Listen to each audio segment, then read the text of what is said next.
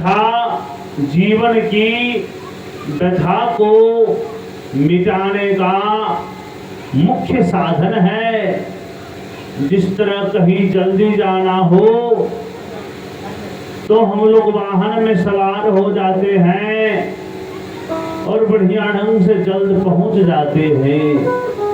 उसी तरह अगर परलोक, देखिए सज्जनों, नदी यदि पार करना है तो नौका का सहारा लेना ही पड़ता है। उसी तरह सज्जनों, एक क्या है, एक संसार भी एक सागर की तरह है और सकल सुमंगलदायक रघुनायक गुणगान और सादर सुनहि तरहि सिंधु बिना जल जान। सज्जनों, बिना नौका का आप इस संसार सागर को पार कर सकते हैं, लेकिन यदि हनुमान जी की कृपा हो तभी, अन्यत्र दूसरा कोई उपाय नहीं है। सज्जनों, इस भांति से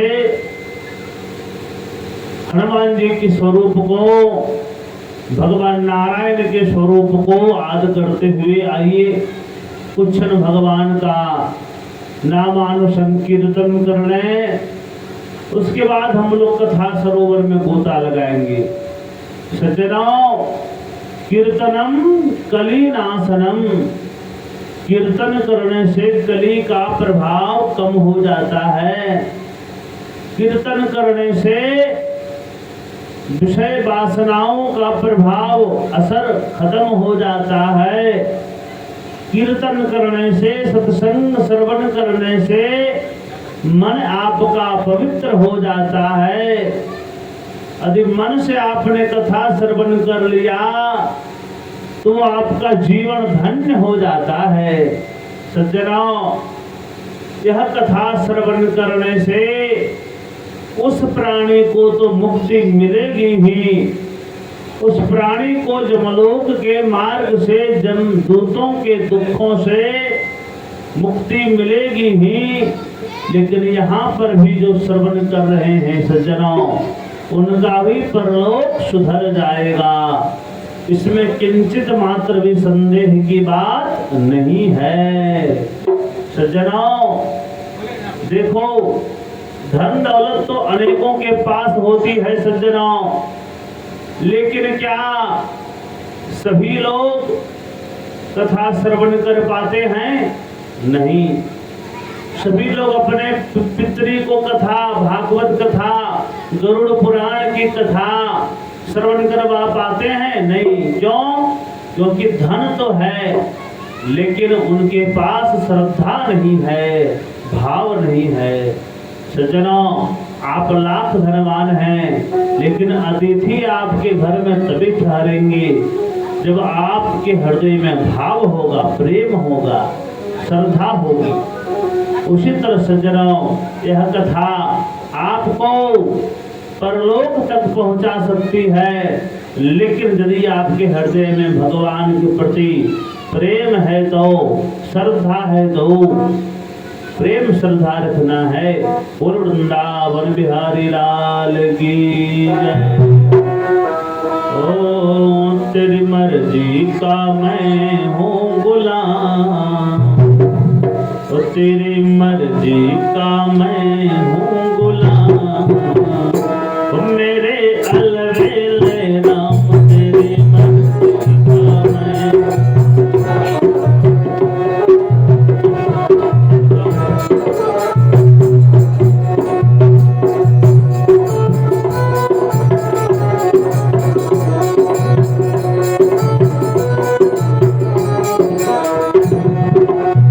तेरी मर्जी का मैं हूँ गुलाम,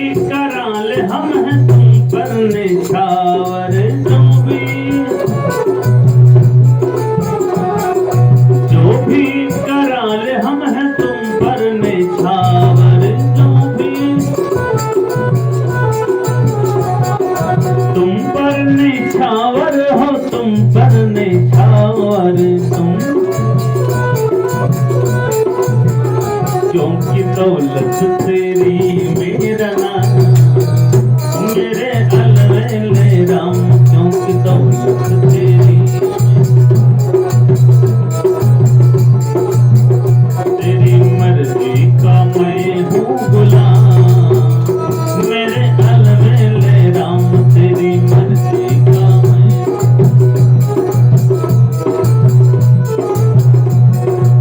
जय हो।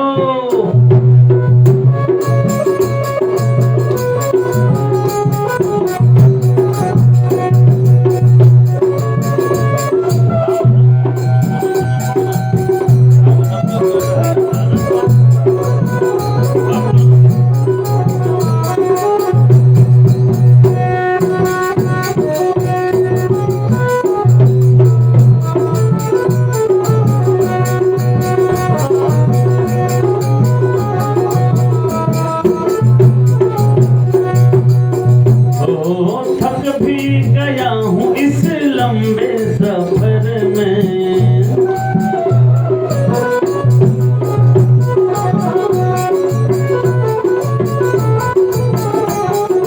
थक भी गया हूँ इस लंबे सफर में, थक भी हो लंबे सफर में, हो लंबे सफर में, थक भी गया हूँ इस लंबे सफर में, अब दे दो सजाया इनाम, मेरे अलवेले राम, अब दे दो सजा, तेरी मर्जी का मैं हूँ गुलाम, मेरे अलवेले राम, तेरी मर्जी का।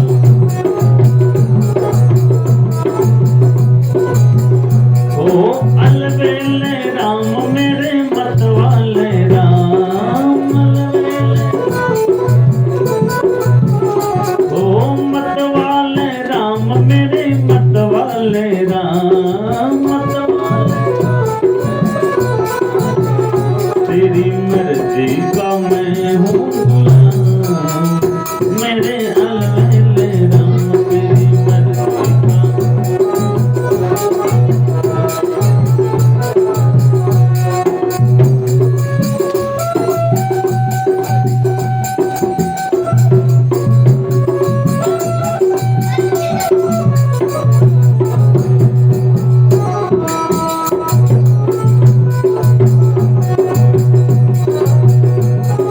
प्रेम से जय श्री राम।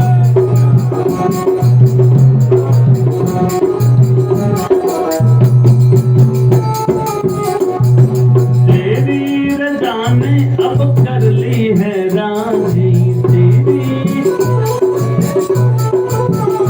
ओ तेरी रजा ने अब कर ली है राजी, तेरी,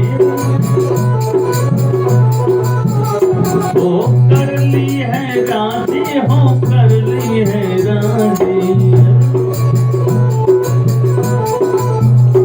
अब दे दो सजाया इनाम, मेरे अलवेले राम, तेरी मर्जी का मैं हूँ गुलाम, मेरे अलवेले राम, ओ अलवेले राम, मेरे मतवाले राम, अलवेले राम, मेरे मतवाले राम, तेरी मर्जी का मैं हूँ गुलाम, मेरे अलवेले राम, तेरी मर्जी का मैं हूँ गुलाम, मेरे अलवेले राम, तेरी मर्जी का मैं हूँ गुलाम, ओ मेरे अलवेले राम, तेरी मर्जी का मैं हूँ गुलाम, ओ मेरे अलवेले राम।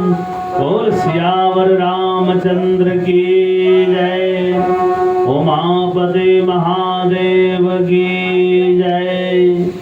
सज्जनों, तो ऐसी कथा, सज्जनों, एक चेला, बहुत सुंदर चेला था। सज्जनों, और एक चेला ऐसा भी था एक घर में एक महात्मा जी आए और देखे उसका जो बेटा है बड़ा बिगड़ा हुआ है, सिर्फ खाता है, कुछ काम धंधा नहीं करता। कोई संत आ जाता तो तुरंत उसको बोलने लगता, गालियां देने लगता, बड़ा खराब लगता था। उसके माता पिता को कैसा बेटा है मेरा। सज्जनों, अब क्या हुआ, उसके घर वाले ने महात्मा जी के साथ में लगा दिया अपने बेटे को कि जाओ इसको अपने साथ में ले जाओ और महाराज सेवा करवाना, अपने और कुछ भजन कीर्तन भी करवा देना।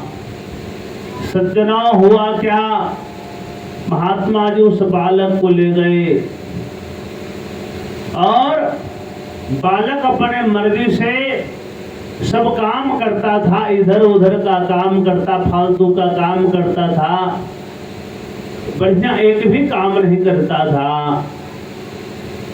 इधर का काम उधर, उधर का सामान इधर।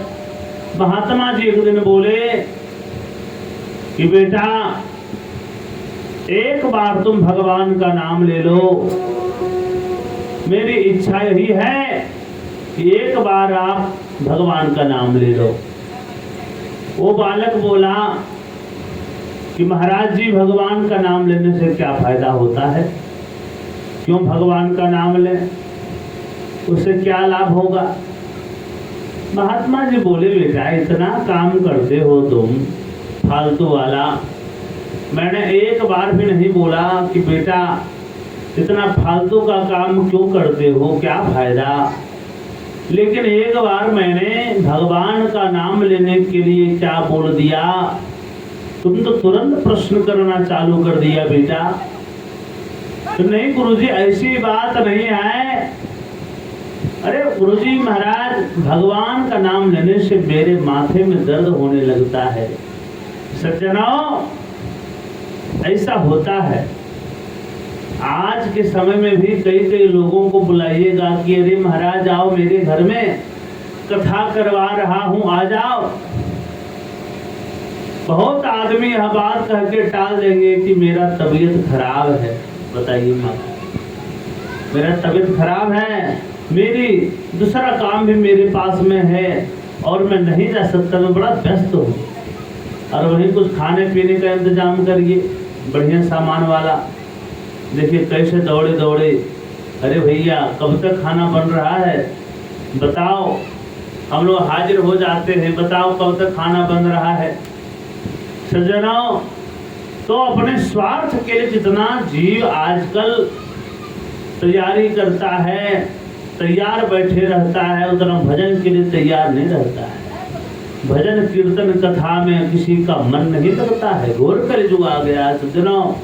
और हम तो कहते हैं कलयुग, तो कलयुग समयुग आर नहीं, कलयुग बहुत बड़ा युग है। कलयुग केवल नाम ये धारा, कलयुग केवल नाम अधारा, कलयुग केवल नाम अधारा,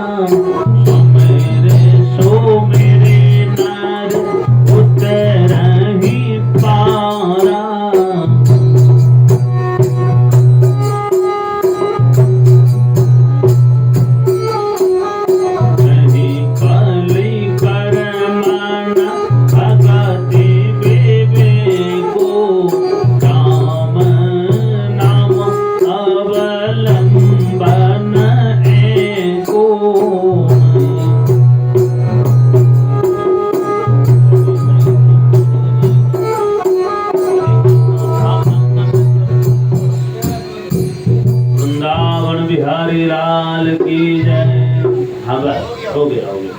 वृंदावन बिहारी लाल की जय। उमापति महादेव की जय। सज्जनों, तो कलयुग केवल नाम आधारा, कलयुग केवल नाम आधारा, सुमिर सुमिर नर उतर ही पारा। भगवान का नाम लेके आप, कलयुग की इतनी महिमा है, का आप इस पार से उस पार जा सकते हैं, यहाँ पर भी सुखी बन सकते हैं और वहाँ पर भी वैकुंठ लोक जा सकते हैं। सज्जनों, तो कलयुग में इतनी पावर है, इसमें आपको 1000 साल तक तपस्या नहीं करना है, भूखा नहीं रहना है, केवल भगवान का नाम जपी, कलयुग केवल नाम धारा, सीताराम सीताराम करते रहिए, आपका काम हो जाएगा, आपका बेड़ा पार हो जाएगा। सज्जनों, कल हम लोग श्रवण कर रहे थे कि जिसके हृदय में दया नहीं है, धर्म नहीं है, ऐसे प्राणियों को नरकों में जाना पड़ता है। सज्जनों, और तो दुष्टों की संगति करते हैं, जैसी संगत वैसी रंगत। चावल अगर काला रंग से संगत करेगा तो काला हो जाएगा, हरा रंग से संगति करेगा तो हरा हो जाएगा। सज्जनों, मन जैसा रंग वैसा ढंग। सज्जनों, मन को आप सत्संग में लगाइएगा तो महान बन जाइएगा, और यही मन अगर आप विषय वासनाओं का संग लगाइएगा तो आपका पतन हो जाएगा। तो किसमें लगाना है सज्जनों, ये तो आपके अंदर की बात है, अपनी इच्छा की बात है सज्जनों। और सत शास्त्र सत संगति परांग मुखा, जो शास्त्र से विमुख होते हैं, तो साधु संतों की सेवा से विमुख रहते हैं, सेवा से पीछे हटते हैं। साधु संत आजकल घर में क्यों आएंगे सज्जनों? बाहर लिखा रहता है क्या? पहले क्या लिखा रहता था? सुस्वागतम, शुभ लाभ। और आजकल क्या लिखा रहता है? कुत्तों से सावधान, जबकि रहते उसमें आदमी ही हैं। लेकिन अब बताइए कौन जाएगा उस घर? महाराज बेचारा एक बार अगर संत गया भूल चुक से भी, अरे कुत्ते लोग अगर भागने लगे, बेचारा दोबारा क्यों आएगा? तो मनुष्य खुद अपना दूरी बना लिया साधु संतों से। और सज्जनों, इसीलिए तो पतन हो रहा है, इसलिए तो घर घर में अशांति है, इसलिए तो घर घर में धन की कमी नहीं है, लेकिन झगड़ा भी उतना ही हो रहा है। धन का कमी नहीं है, लेकिन घर घर में कलेश भी उतना ही हो रहा है, कोई शांति से नहीं है सज्जनों। तो कैसे? साधु संत नहीं आ रहे, वो जानते हैं कलयुग का प्राणी है, जाने के बाद इतना पूछताछ करेगा, देना नहीं चाहेगा, इच्छा नहीं रहती है। सासू माँ कहती है बहू दे दो, लेकिन बहू की इच्छा की फालतू का इसको आधा किलो चावल देने से क्या फायदा? आधा किलो चावल हम लोग एक समय में खाना बनाएंगे, तो वो अपना बचत सोच रही है। इसलिए साधु संत क्यों आएंगे सज्जनों? समय ऐसा हो गया।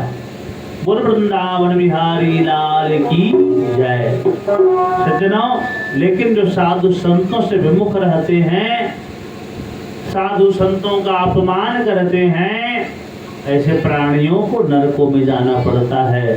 साधु संतों को कटु वचन कदापि नहीं बोलना चाहिए, क्योंकि संत हृदय नवनीत समाना।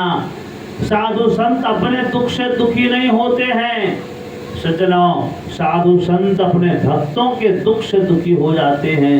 किसी साधु, किसी भगवान के भक्त को, किसी गरीब के दुखों को देखकर साधु संत दुखी हो जाते हैं, रोने लगते हैं सज्जनों। आत्मसंभाविता स्तब्धाः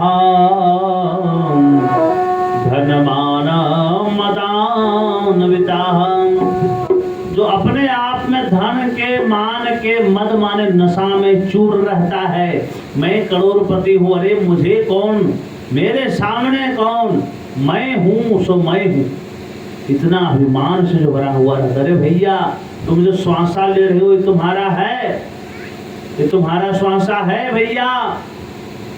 तो हाँ पंडित जी, हम ले रहे तो मेरा ही श्वास है, किसी के बाप का तो नहीं है। अच्छा, आपकी श्वास है? अगर आपका श्वास है तो आप रोकिए ना महाराज, 2 घंटा मत लीजिए, अपना मर्जी। आपका श्वास से 2 घंटा नहीं भी लेना है, क्या आपको फर्क पड़ेगा? यदि आपका रहता 2 घंटा में कुछ नहीं होने वाला। और वृंदावन बिहारी लाल